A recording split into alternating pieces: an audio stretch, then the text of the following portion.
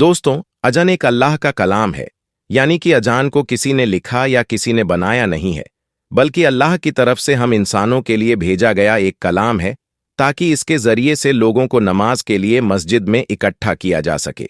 इसी वजह से हर रोज 5 वक्त की अज़ान दी जाती है। आज पॉलिटिक्स की वजह से भारत का माहौल कुछ ऐसा बन गया है कि जगह जगह पर लोग अज़ान पर एतराज करते हुए नजर आ रहे हैं। यह लोग शायद इस बात को भूल गए हैं कि जब अल्लाह का अजाब आता है तो इंसान को संभलने तक का मौका नहीं मिलता और इंसान तबाह बर्बाद होकर रह जाता है। आज की इस वीडियो में हम आपको एक ऐसे शख्स के बारे में बताने वाले हैं जो अजान से सख्त नफरत किया करता था। और यही नहीं, एक बार तो उसने अजान देने वाले को गालियां दी और तो और उसे थप्पड़ भी मार दिया और अजान भी बंद करा दी। उसके बाद उस शख्स के साथ जो कुछ हुआ उसके बारे में जानकर यकीनन आप लोग भी हैरान और परेशान हो जाओगे। इसीलिए आज का यह वीडियो आप सभी के लिए बहुत ही खास है। आप हिंदू हो या मुसलमान, आप इस वीडियो को आखिर तक जरूर देखिए और मेहरबानी करके कमेंट बॉक्स में अल्लाहू अकबर जरूर लिखें। दोस्तों, बहुत पहले की बात है, किसी पोस्ट पर एक बहुत बड़ा ऑफिसर था।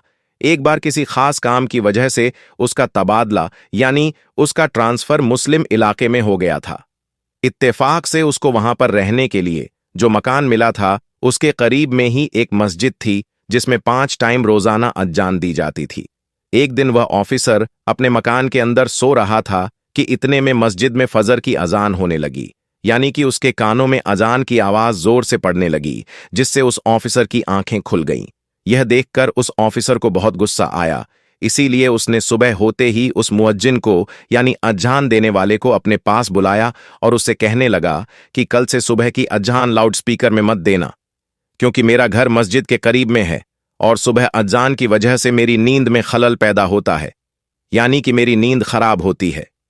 यह सुनकर अज़ान देने वाले मुअज्जिन ने कहा कि साहब, यह तो अल्लाह का कलाम है, इसको सुनकर तो सुबह सुबह दिल को सुकून पहुंचना चाहिए, और अगर मैं सुबह लाउडस्पीकर में अज़ान ना दूंगा तो जो बूढ़े बुजुर्ग लोग हैं उनकी आंखें कैसे खुलेगी।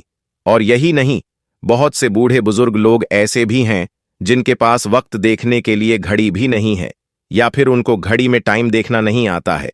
ऐसे लोग तो सुबह सुबह अज़ान की आवाज सुनकर ही मस्जिद में नमाज पढ़ने के लिए आते हैं। और साहब, अज़ान की आवाज सुनकर आप भी जल्दी सुबह उठ जाया करो, इससे आपको भी बहुत ज्यादा फायदा होगा। सुबह सुबह जल्दी उठकर आप भी पैदल चला करो, इससे आपके जिस्म को भी काफी फायदा हासिल होगा। ऑफिसर तो मुसलमानों के बारे में तरह तरह की बातें सुनकर उनसे पहले ही नफरत करता था, इसलिए वह फिर इस आदमी की ऐसी बातें सुनकर गुस्से में आकर कहने लगा कि मुझे ज्यादा समझाने की जरूरत नहीं है, और याद रखना खबरदार, अगर तुमने कल लाउडस्पीकर से सुबह फजर की अजान दी तो तुम्हारी खैर नहीं। और ऐसे ही उस ऑफिसर ने अजान देने वाले को खरी खोटी सुनाकर भेज दिया, मगर उस अजान देने वाले ने उस ऑफिसर की बात पर कुछ खास ध्यान नहीं दिया। इसीलिए फिर उसने अगले दिन ही सुबह फजर के वक्त लाउडस्पीकर से अजान दे दी। जैसे ही सुबह सुबह उस ऑफिसर ने अजान की आवाज सुनी तो गुस्से से लाल हो गया और वह फौरन उस अजान देने वाले के पास गया और उसको बुरा भला कहने लगा। और यही नहीं, गुस्से में उसने उस अजान देने वाले शख्स को थप्पड़ मार दिया और कहने लगा कि मैंने तुमको कल कितना समझाया था कि सुबह अजान की आवाज से मेरी नींद खराब होती है, इसलिए लाउडस्पीकर में अजान मत देना, लेकिन तुमने तो मेरी बात पर ध्यान ही नहीं दिया। बेचारा अजान देने वाला उस ऑफिसर को क्या कहता, वह तो थप्पड़ खाकर रोने लगा और दिल ही दिल में अल्लाह ताला से दुआ करने लगा, या अल्लाह, जिसने तेरी इस अजान को देने वाले बंदे पर जुल्म किया, तू इसे अपने अजाब में डाल दे, इसे ऐसी सजा दे कि इसकी अक्ल ठिकाने आ जाए। जैसे ही मुअज्जिन की आवाज अल्लाह की बारगाह में पहुंची तो अल्लाह ने फौरन उसकी दुआ कबूल कर ली और उसी दिन उस ऑफिसर पर अजाब नाजिल हो गया, यानी कि उसी रात वह अल्लाह की पकड़ में आ गया। जिस दिन उसने अजान देने वाले को थप्पड़ मारा, उस रात वह अपने घर में सोया जरूर था, मगर सुबह वह उठ न सका, क्योंकि उसी रात उसके जिस्म के आधे हिस्से पर लकवा मार गया, जिसकी वजह से उसके हाथ हिलने के काबिल भी नहीं रहे। उसके बाद उस ऑफिसर का काफी इलाज करवाया गया, मगर उसका वह मर्ज ठीक ना हो सका। यह देखकर दफ्तर वालों ने उसे नौकरी से भी निकाल दिया। अब उसके घर में जो मोटी रकम आती थी वह भी आना बंद हो गई थी। अब घर में पड़ा पड़ा अपनी बीवी को परेशान करने लगा और लड़ाई झगड़ा करने लगा। उसकी बेचारी बीवी उसकी खिदमत करती थी, उसे अपने हाथों से खाना खिलाती थी, उसके कपड़े बदलती थीं, यानी कि हर तरह से उसकी देखभाल करती थी, और इसके बदले में उसकी बीवी को गालियां ही सुनने को मिलती थी।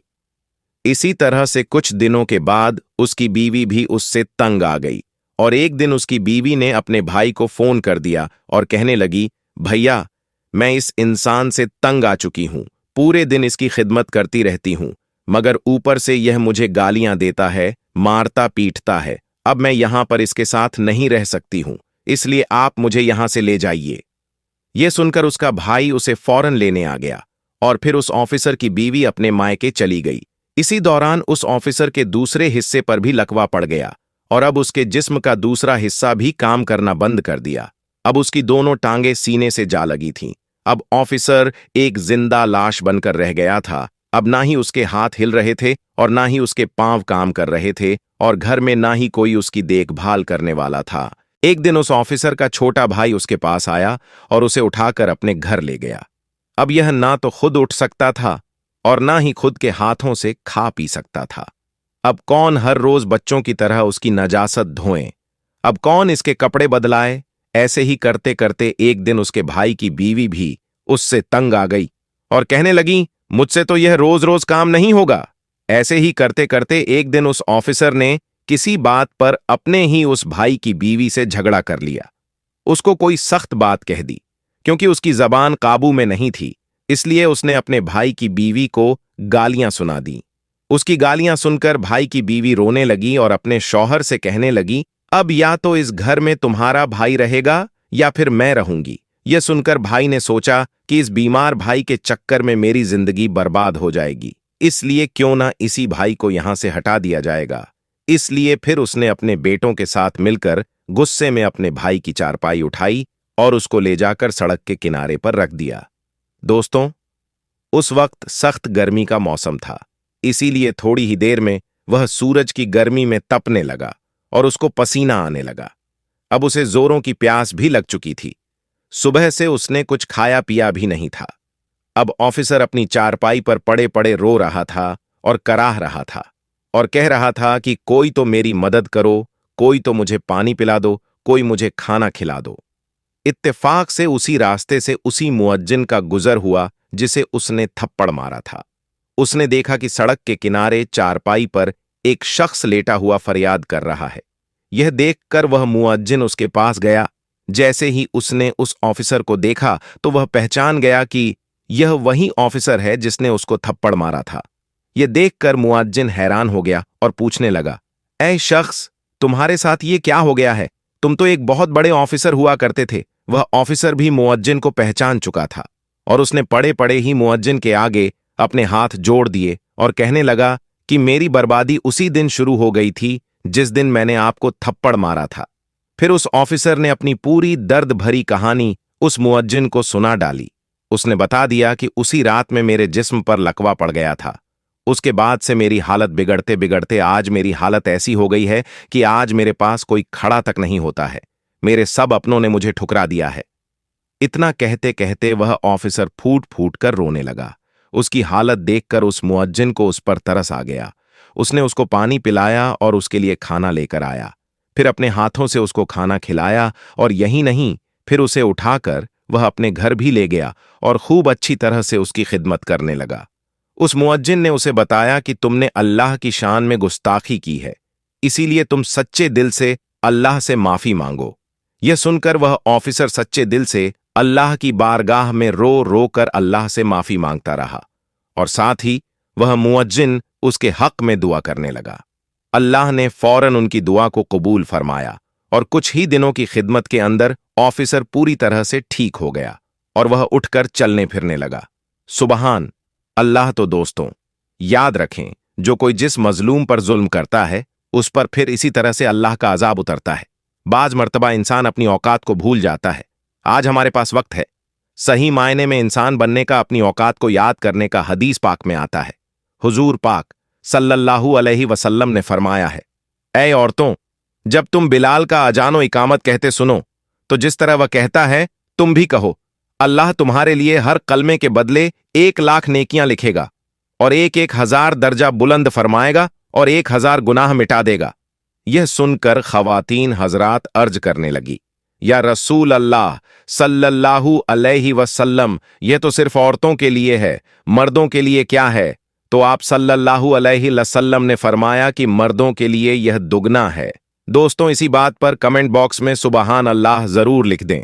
दोस्तों, आज की वीडियो में हम आपको मस्जिदों के बारे में एक ऐसी जानकारी देने वाले हैं जो पूरे यूट्यूब पर आपको नहीं मिलेगी कि पूरी दुनिया में मस्जिदों की तादाद लगभग कितनी है और दुनिया की 5 सबसे बड़ी और सबसे खूबसूरत मस्जिद कौन सी है और किस जगह पर है। इसीलिए अगर आप एक मुस्लिम हैं तो आज का यह वीडियो आपके लिए बहुत ही ज्यादा खास है। आप इसको आखिर तक जरूर देखें। तो चलिए दोस्तों, शुरू करते हैं। दोस्तों, सबसे पहले तो हम आपको बता दें कि इस दुनिया में टोटल मस्जिदों की तादाद लगभग 36 लाख के आसपास है। अब आपको बताते हैं उन 10 देशों के बारे में जिनमें दुनिया की सबसे ज्यादा मस्जिदें मौजूद हैं, यानी कि जिन देशों में सबसे ज्यादा मस्जिदें बनी हुई हैं। Number 1, Indonesia. दोस्तों, दुनिया की सबसे ज्यादा मस्जिदों वाले देशों में सबसे पहला नंबर आता है इंडोनेशिया का। हम आपको बता दें कि इंडोनेशिया में टोटल मस्जिदों की तादाद लगभग 8,10,000 है। इन 8 लाख मस्जिदों के साथ इंडोनेशिया मस्जिद के मामले में दुनिया का पहले नंबर वाला देश है। नंबर 2, भारत। दोस्तों, आपको यह जानकर बहुत खुशी होगी कि दुनिया में सबसे ज्यादा मस्जिद वाले देशों में दूसरे नंबर पर आता है हमारा प्यारा देश भारत। हमारे देश भारत में टोटल मस्जिदों की तादाद लगभग 3,10,000 है। इन 3 लाख मस्जिदों के साथ भारत मस्जिद के मामले में दूसरे नंबर पर बना हुआ है। नंबर 3, बांग्लादेश। दोस्तों, दुनिया में सबसे ज्यादा मस्जिद वाले देशों में तीसरे नंबर पर आता है हमारा पड़ोसी मुल्क बांग्लादेश। हम आपको बता दें कि बांग्लादेश में टोटल मस्जिदों की तादाद 2,50,000 है, यानी कि पूरे बांग्लादेश में लगभग 2.5 लाख मस्जिदें बनी हुई हैं। इन 2.5 लाख मस्जिदों के साथ बांग्लादेश मस्जिदों के मामले में तीसरे नंबर पर दुनिया में बना हुआ है। दोस्तों, वीडियो में आगे बढ़ने से पहले अगर आप मुसलमान होने पर फख्र महसूस करते हैं तो दिल से इस वीडियो को एक लाइक जरूर करें। नंबर 4, पाकिस्तान।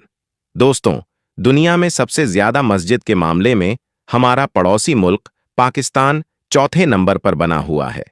हम आपको बता दें कि पाकिस्तान में टोटल मस्जिदों की तादाद लगभग 1,20,000 है, यानी कि पूरे पाकिस्तान में 1,20,000 मस्जिद बनी हुई है।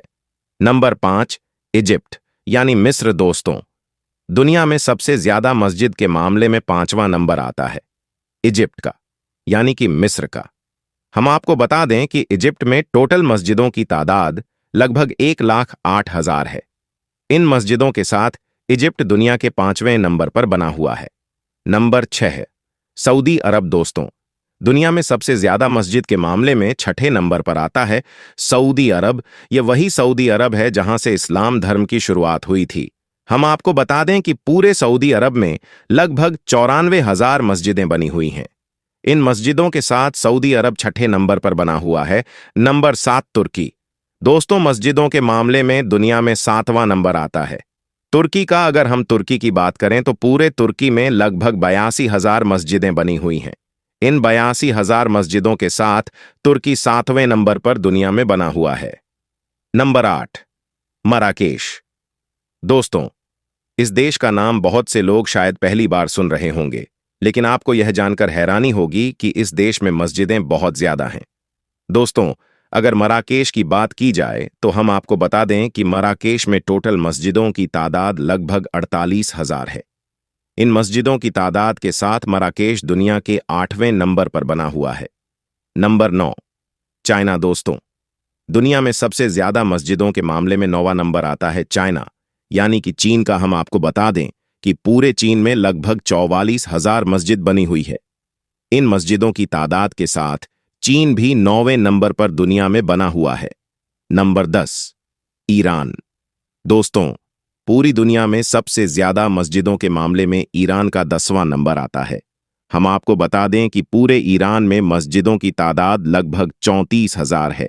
इन 34,000 मस्जिदों के साथ ईरान दुनिया के टॉप 10 मस्जिदों की लिस्ट में शामिल है।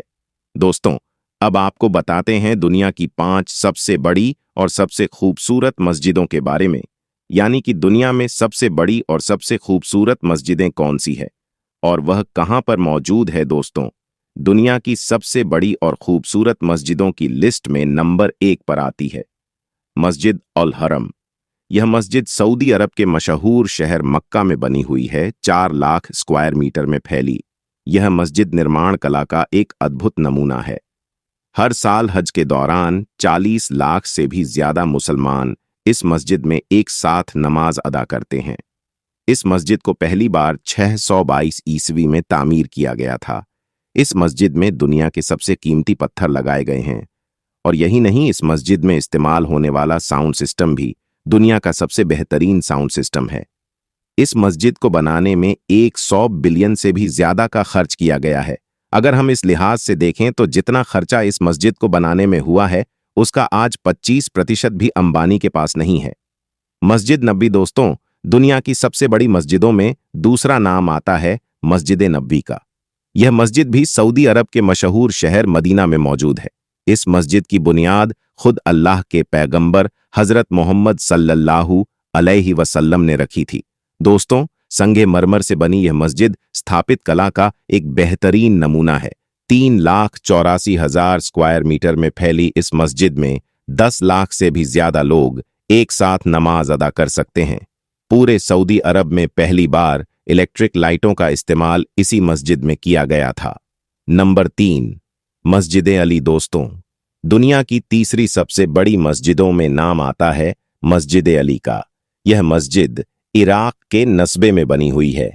इस मस्जिद का निर्माण 977 ईस्वी में हुआ था। यह मस्जिद भी इतनी ज्यादा बड़ी है कि इसमें एक साथ 6 लाख से भी ज्यादा लोग नमाज अदा कर सकते हैं। 2,67,000 स्क्वायर मीटर में फैली यह मस्जिद इस्लामी दौर की एक सुनहरी यादगार है। इसके एक बड़े हिस्से को सुल्तान महमूद गजनवी ने बनवाया था। इस मस्जिद के क्षेत्रफल का अंदाजा आप इस बात से लगा सकते हैं कि इस मस्जिद में एक लाइब्रेरी, एक म्यूजियम और 4 बड़े बड़े सेमिनार हॉल बने हुए हैं। इस मस्जिद की देखरेख में हर साल कई करोड़ रुपए का खर्चा आता है। नंबर 4, मस्जिद इस्तकलाल। दोस्तों, दुनिया की सबसे बड़ी मस्जिदों में चौथा नाम आता है मस्जिद इस्तकलाल का। यह मस्जिद इंडोनेशिया के जकार्ता शहर में बनी हुई है।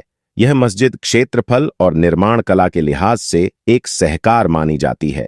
यह मस्जिद इंडोनेशिया की राष्ट्रीय मस्जिद भी है। इसका निर्माण 20 फरवरी 1978 में हुआ था। 7 अरब डॉलर की लागत से बनी इस मस्जिद में एक साथ 2 लाख से भी ज्यादा लोग नमाज पढ़ सकते हैं। यह मस्जिद इंडोनेशिया की सबसे बड़ी और दुनिया की चौथी सबसे बड़ी मस्जिद है। नंबर 5, मस्जिद हसन दोस्तों, दुनिया की 5वीं सबसे बड़ी मस्जिद है मस्जिद हसन। यह खूबसूरत मस्जिद मोरक्को के शहर कासाब्लांका में मौजूद है। इस मस्जिद में दुनिया की सबसे बेहतरीन टेक्नोलॉजी का इस्तेमाल किया गया है। इस मस्जिद का आधा हिस्सा समुद्र की जमीन पर और आधा हिस्सा अटलांटिक महासागर पर बना हुआ है। मस्जिद हसन के आधे हिस्से का फर्श शीशे का बना हुआ है, जहां से समुद्र का पानी साफ साफ दिखाई देता है। इस मस्जिद में दुनिया की सबसे ऊंची मीनारों का इस्तेमाल किया गया है। इस मस्जिद की मीनारों पर लगी लेजर लाइटों को 30 किलोमीटर दूर से भी देखा जा सकता है। आपको यह जानकर शायद हैरानी होगी कि इस मस्जिद को बनाने में 35,000 मजदूर हर रोज काम करते थे और इस मस्जिद को बनाने में 15 सालों का वक्त लगा था। तो दोस्तों, यह वह 5 मस्जिदें हैं जो इस दुनिया की सबसे बड़ी और सबसे खूबसूरत मस्जिदें हैं। इसके अलावा भी दुनिया में सैकड़ों मस्जिदें ऐसी हैं जो बहुत बड़ी और बहुत खूबसूरत हैं और उनमें भी एक साथ लाखों लोग नमाज पढ़ सकते हैं। मगर यह 5 मस्जिदें दुनिया की सबसे बड़ी मस्जिदें हैं। अल्लाह के प्यारे नबी हजरत मोहम्मद सल्लल्लाहु अलैहि वसल्लम ने फरमाया कि दुनिया में जो कोई मस्जिद बनाएगा या फिर किसी मस्जिद को बनाने में इमदाद करेगा तो अल्लाह ताला ऐसे शख्स के लिए जन्नत में घर तैयार करेगा।